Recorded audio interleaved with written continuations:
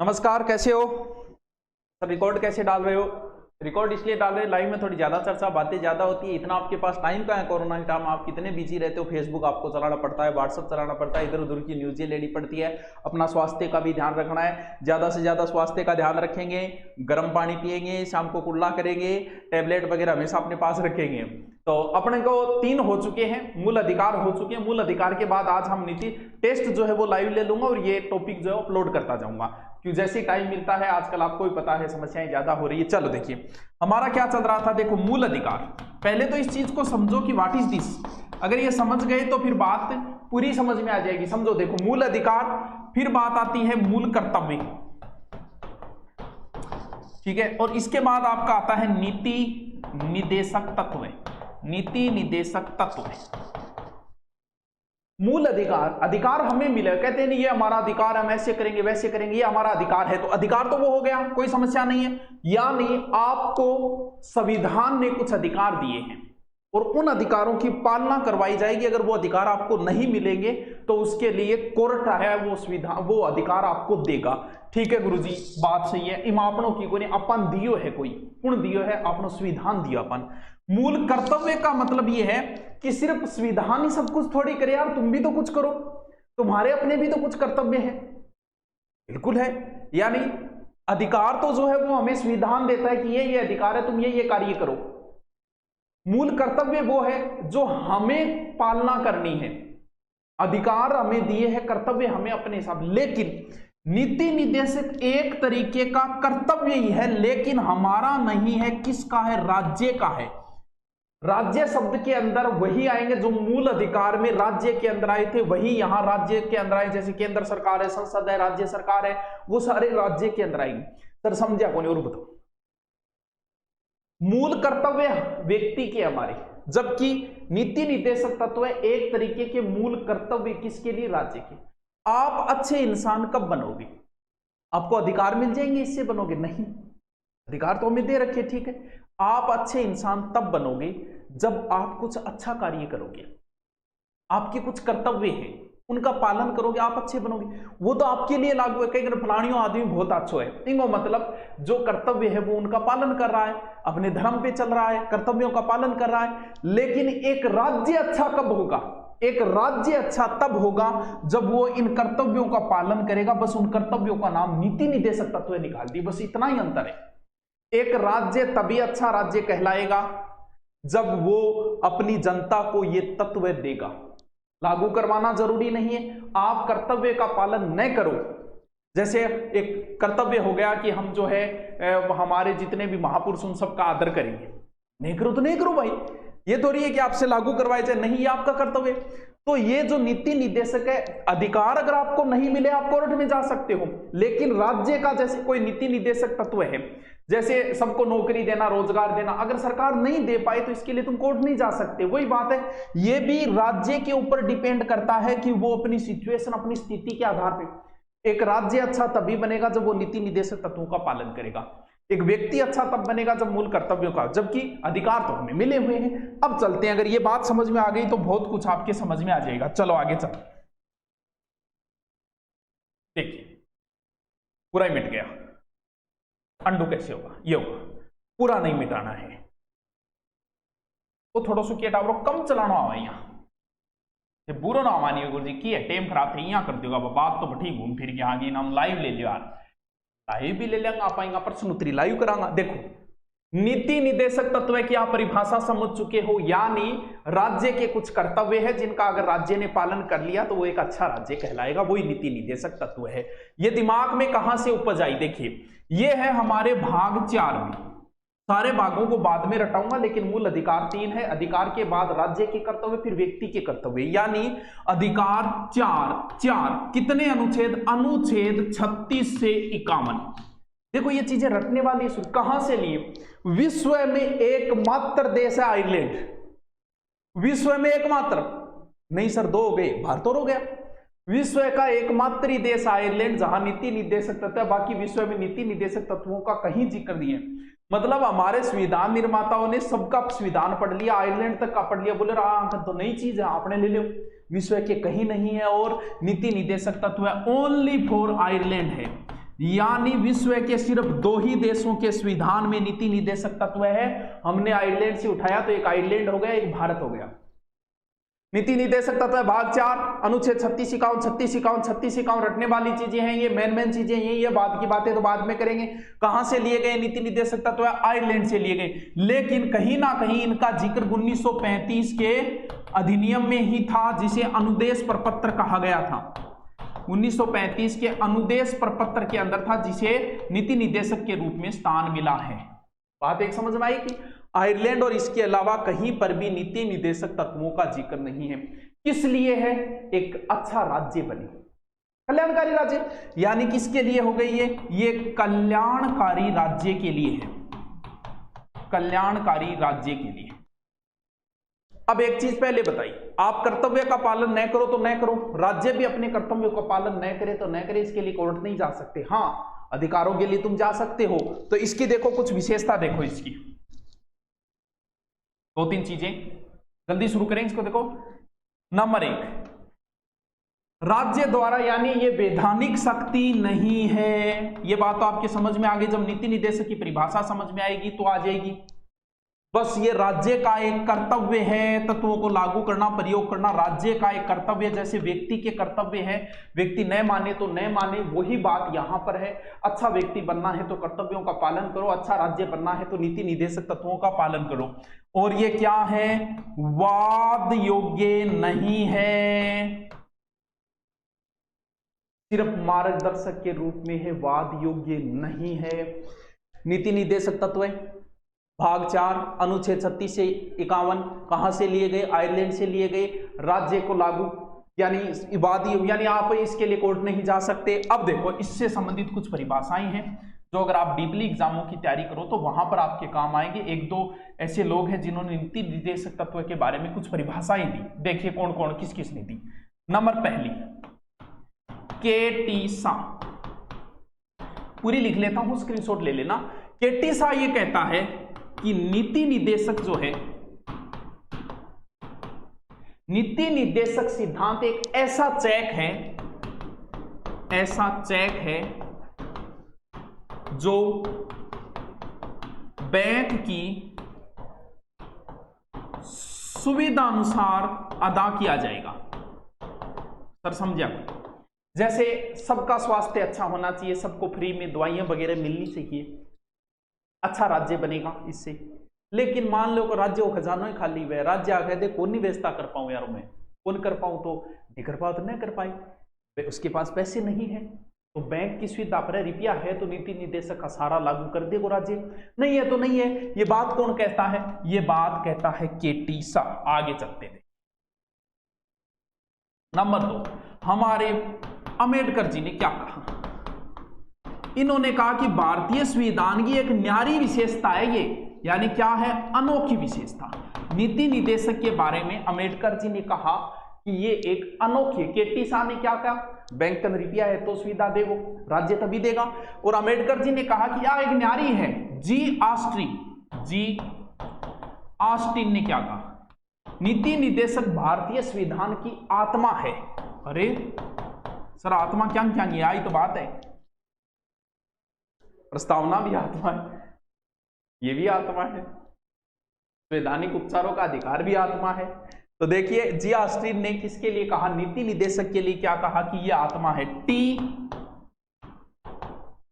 कृष्णाचारी क्या कहा? नीति निर्देशक तत्व भावनाओं को सच्चे कूड़ेदान की संज्ञा दी। कोई जरूरी नहीं है, याद करो तो कर लिया। गुरुजी क्या याद करना, क्यों भी कौन याद करो? नीति निर्देशक तत्व भाग 4 36 से 51 आयरलैंड से लेकर 3 चीजें ही है।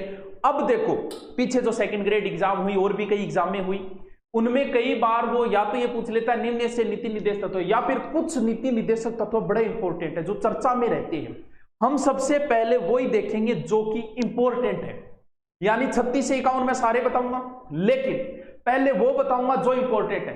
क्यों? क्योंकि पहले वही, भाई आप पहली बार मान लो नीति निर्देशक तत्व पढ़ रहे हो, आपको तो नहीं पता क्या इंपॉर्टेंट है क्या नहीं है, लेकिन पढ़ाने वाले को इस चीज का पता होता है कि इसमें ये चीज इंपॉर्टेंट है। तो सबसे पहले मैं नीति निर्देशक में आपको वो चीजें बता रहा हूं, वो अनुच्छेद बता रहा हूं जो बड़े इंपॉर्टेंट है। अनुच्छेद 40, अनुच्छेद 242, फिर +2 44, फिर +4 48, 48 के, फिर 50 और फिर 51। ये बड़े ही इंपॉर्टेंट है। बाकी 36 से 51 हम सारे याद कर पाए कि नहीं कर पाए कोई जरूरी नहीं है बस, लेकिन ये इतने तो याद YAD रहने ही चाहिए, याद रहने ही चाहिए। देखो सिर्फ पढ़ाई हो रही है, उधर बातें नहीं हो रही है। चलो सबसे पहले लास्ट, जब हम देश से बाहर निकलते हैं तो बाहरी देश आ जाता है। सबसे लास्ट में जो आता है 51 अनुच्छेद है, तो वो किस में आ गया? वो तो सबसे लास्ट में आ गया। पहले लास्ट वाला याद कर लेते हैं। ये किससे संबंधित आ गया? यानी हम राष्ट्र से ही बाहर निकल गए 51 के अंदर। यानी इसके अंदर क्या आ गया? इसके अंदर अंतरराष्ट्रीय शांति व और सुरक्षा की अभिवृद्धि, यानी राज्य का ये कर्तव्य है। क्या कर्तव्य है? कि वो अंतरराष्ट्रीय शांति और सुरक्षा के लिए प्रयास करे।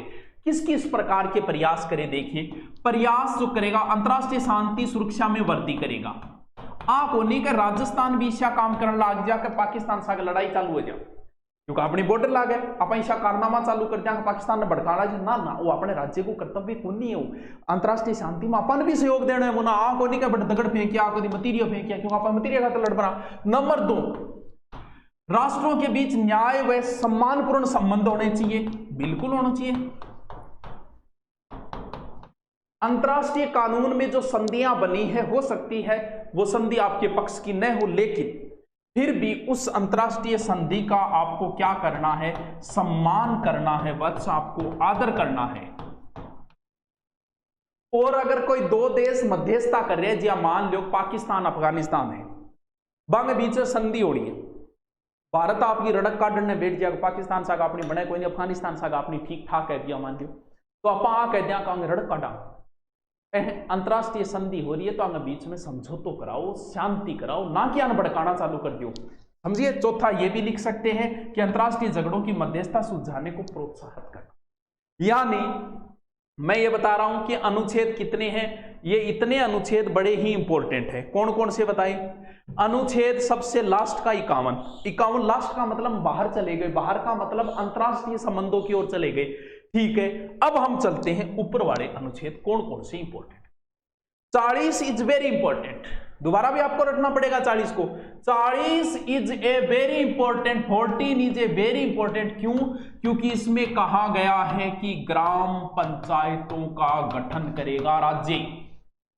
किसी राज्य में नहीं है तो नहीं है, कोई जरूरी नहीं है, लेकिन ग्राम पंचायतों का गठन भी जरूरी होता है एक अच्छे राज्य के लिए।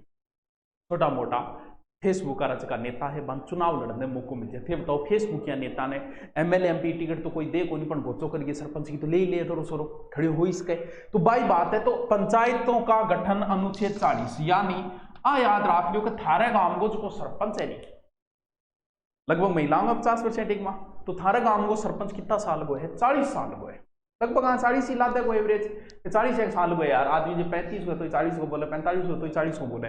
तो ग्राम पंचायतों का गठन अनुच्छेद 40, ग्राम पंचायतों का।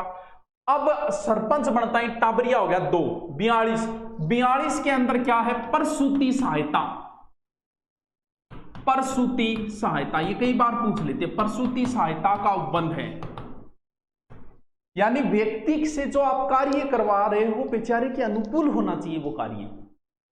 भाई कोई प्रेग्नेंट महिला है तो ये नहीं है कि आप उससे कार्य करवाओगे, भाई अब उसके प्रतिकूल स्थिति है, आपको उससे कार्य नहीं करवाना है, उससे आपको, यानी ये प्रसूति, आपसे एग्जाम में प्रसूति सहायता पूछा है, लेकिन इसमें मेन ये था कि व्यक्ति को कार्य उसी के अनुकूल ही होना चाहिए, प्रतिकूल नहीं होना चाहिए किसी भी व्यक्ति। ये राज्य का एक कर्तव्य बनता है, देने को दे सकता है, कोई बड़ी बात नहीं है। जैसे आज महामारी के बीच में भी कई बार राज्य ने कह दिया, मान लिया कह दे बीमार हो तो हो, लेकिन सेवा करनी पड़ेगी थाने, लेकिन ये सही नहीं है। आदेश दे दे तो दे दे, राज्य है आदेश दे दे, ले यानी प्रसूति सहायता, समझ गया? प्रसूति सहायता मतलब 6 महीना की जच्चा बच्चा सुरक्षित 6 महीना छुट्टी दे ही जानी, क्यों? क्योंकि उस समय उसकी परिस्थिति विपरीत है।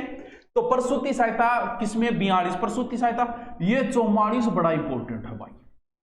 थार गांव को सरपंच कितना साल हुआ? टावर 40 साल हो, फिर 2 सरपंच बनता है, 2 एक साल बाद में टाबरी होगी, प्रसूति सहायता होगी, यानी 42। 44 ने मैं क्या याद रखियो? बराबर है 4 4, ई साहब हुई मैं याद कर रखियो, ये थे रख लियो। बराबर को मतलब अनुच्छेद 44 में है समान नागरिक संहिता, समान नागरिक संहिता, समान होगी, चार समान है, चार चार दोनों समान है, आगे पीछे तो कौन, चार चार, समान नागरिक संहिता बड़ा चर्चित रहता है ये यूनिफॉर्म सिविल कोड। तो यही याद रह जाओ गुरुजी, चार चार है हमारा, आराम याद रह जाओ, चिंता करने की बात होनी। 40 साल को सरपंच है, 2 साल बाद में प्रसूति सहायता है, 44 बराबर है, यानी क्या हो गया, समान नागरिक संहिता। 48 भी इंपॉर्टेंट है, बिया देखे तो, बिया नहीं देखे तो ना देखो। 48 कह तो आपको वैसे भी जैसे जब वन्य जीव अभ्यारण्य वगैरह पढ़ाई जाती है तो इसका जिक्र वहां पर भी होता है। सर ऐसा क्या है, इसमें है दोस्तों पर्यावरण संरक्षण व वन्य जीवों की रक्षा। पर्यावरण यानी इसे 42वें संविधान संशोधन द्वारा जोड़ा गया था, पहले 48 था। तो सर 48 में क्या था वो भी बता देंगे भाई, 48 में क्या था, दोनों का साथ ही जिक्र करेंगे।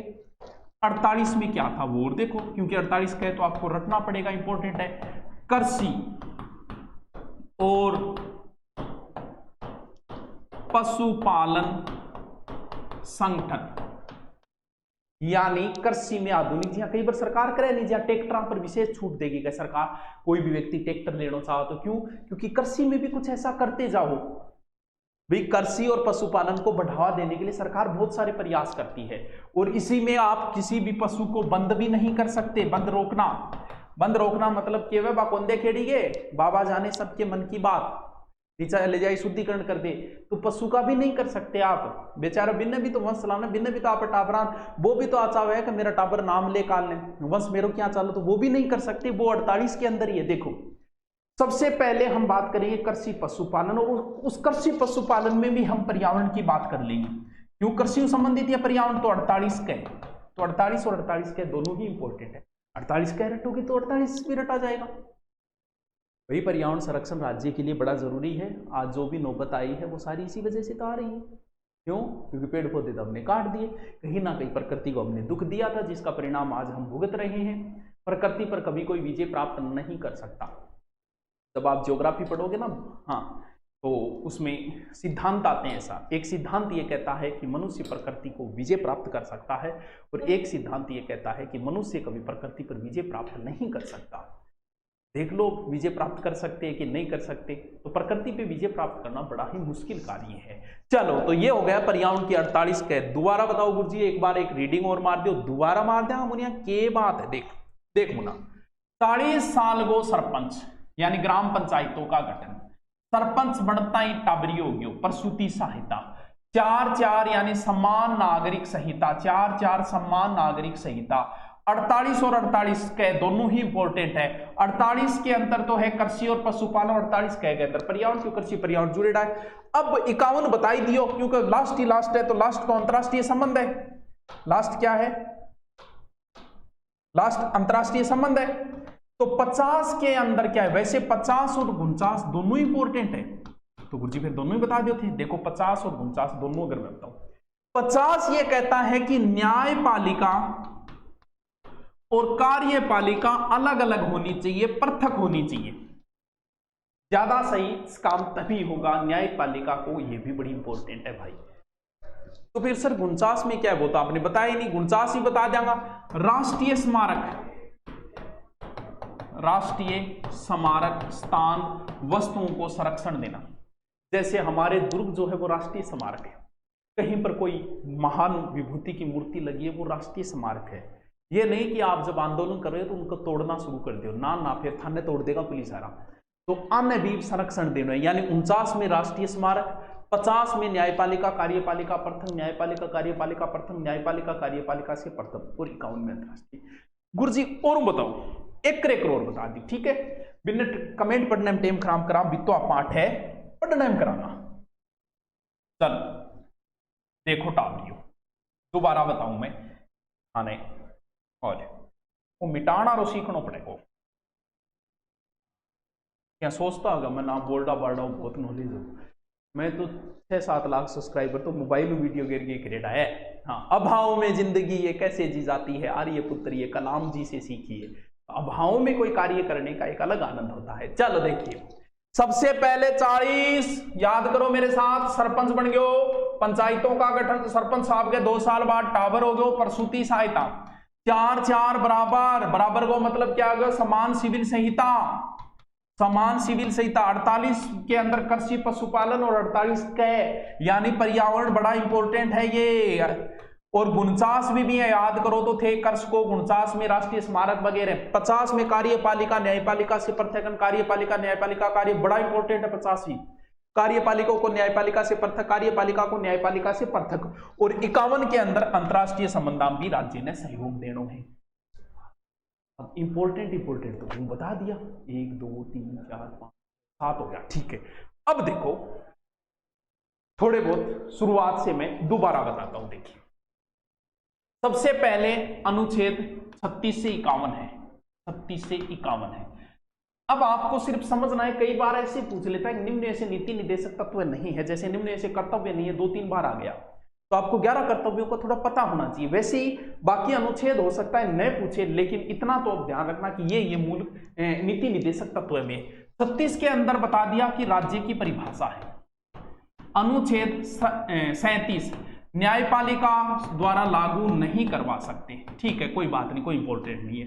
अनुच्छेद 38 राज्य लोक कल्याणकारी अभिवृद्धि के लिए लोक कल्याणकारी सामाजिक व्यवस्था बनाएगा, वैसे कोई इंपॉर्टेंट तो नहीं है। फिर है अनुच्छेद 39 राज्य द्वारा अनुसरणीय कुछ नीति तत्व है, यानी राज्य कुछ तत्व है, जैसे न्याय निःशुल्क विधिक सहायता, ये किसके अंदर है, ये 39 के अंदर है, निःशुल्क विधिक सहायता। समझ गया कि निःशुल्क विधि यानी विधिक सहायता, समझ गया। मान लो कोई गरीब है, वो बेचारा पर केस हो गया तो भी सरकार सहायता देनी चाहिए, इस तरीके वो होते हैं 39 के, ठीक है। 40 पढ़ लिया, पंचायतों का गठन। 41 कुछ दशाओं में काम, शिक्षा व लोक सहायता पाना, यानी आपसे पूछ ले कि मनरेगा किस में आएगा, तो अनुच्छेद 41 के अंदर आएगा। सरपंच बनो, मनरेगा चलाई, टाबर हो गयो, 40 41 42, यानी इसमें यह कहा गया है कि 41 के अंदर यह कहा है कुछ दशाओं में काम, शिक्षा और लोक सहायता पाने का व्यक्ति को अधिकार है। और मनरेगा जो चलाई है वो अनुच्छेद 41, ये पूछ सकते हैं, थोड़ा सा इसको ध्यान रखना। अनुच्छेद 42 हो गया, प्रसूति सहायता। फिर बाकी देख लो आप, ये है कर्मकारों के लिए जीवन निर्वाह की मजदूरी, यानी कुटीर उद्योग वगैरह बढ़ावा है, ये है मजदूरों वगैरह के लिए उनका जीवन यापन करें, उनको कुछ ना कुछ देना, वो होता है अनुच्छेद 43। 44 हो गया। अनुच्छेद 45 बालकों के लिए निःशुल्क अनिवार्य शिक्षा का उपलब्ध, 45 बालकों के लिए, ये कई जगह आया है, अधिकारों के अंदर भी है, कोई बात नहीं। 46 में क्या कहा गया है, अनुसूचित जाति और अनुसूचित जनजाति व अन्य दुर्बल वर्ग, कोई भी कमजोर वर्ग है, दुर्बल वर्गों के शिक्षा अर्थ संबंधी हित, SC ST के हितों से संबंधित है, उनके साथ शोषण नहीं होना चाहिए, उस समय ऐसा उपबंध है अनुच्छेद 46, ठीक है। अब सिर्फ ध्यान में रख लेना आप इनको, पोषाहार स्तर व जीवन स्तर को ऊंचा करने, लोक स्वास्थ्य सुधार करने का राज्य का कर्तव्य है, अनुच्छेद 47, यानी मादक पदार्थों पर जो रोक लागे वो अनुच्छेद 47 के तहत ही है। बात अलग है कि इकोनॉमिक बढ़ाना ये चीज है, दारू वगैरह बंद कौन करे, चाहे कोई सिचुएशन आ जाओ, लेकिन बाकी मादक पदार्थ है वह करना जी, तो दारू वगैरह बंद करना, वो भी किंग अंदर आओगे, वो भी राज्य को एक कर्तव्य है। 48 बताई दिया, 49 बताई दिया, 50 बताई दिया, 51 बताई दिया। यार और ने तो मैंने याद करी, मैं इतनी मेहनत करी है, हाँ पढ़ा भर हूँ, पढ़ा तो कौन पढ़ यार, तो याद कर लियोगा। 40 पंचायत, मनरेगा 41, प्रसूति सहायता 42, समान नागरिक संहिता 44, 44 के बाद कौन सा बताया इंपॉर्टेंट, 48 कृषि कार्य वो, 48 के पर्यावरण संरक्षण, 49 राष्ट्रीय स्मारक वगैरह, 50 न्यायपालिका कार्यपालिका पृथक राष्ट्रीय। यार की कौन सा नीति तो कितना इजी है, पॉलिटिकल दोरी की दोरी को नहीं। और एक चीज और ध्यान रखियो, इनके अलावा भी 1-2 उपबंध हो रहे हैं जहां पर नीति निर्देशक के अंदर शामिल है। सर इससे कौन सा है, जी हाँ, अनुच्छेद 350 है, मातृभाषा में शिक्षा की पर्याप्त व्यवस्था होगी, ये अनुच्छेद 350, ये भी राज्य के एक तरीके का नीति निर्देश। अनुच्छेद 351 संघ का एक कर्तव्य है हिंदी भाषा का प्रसार और विकास के लिए कार्य करेगा। यह भी एक तरीके का नीति निदेशक तत्व में शामिल है नीति निदेशक से बाहर, लेकिन एक प्रकार का नीति निदेशक। अब मैं एक अंतर बताता हूं, देखिए इधर मैं लिखता हूं मूल अधिकार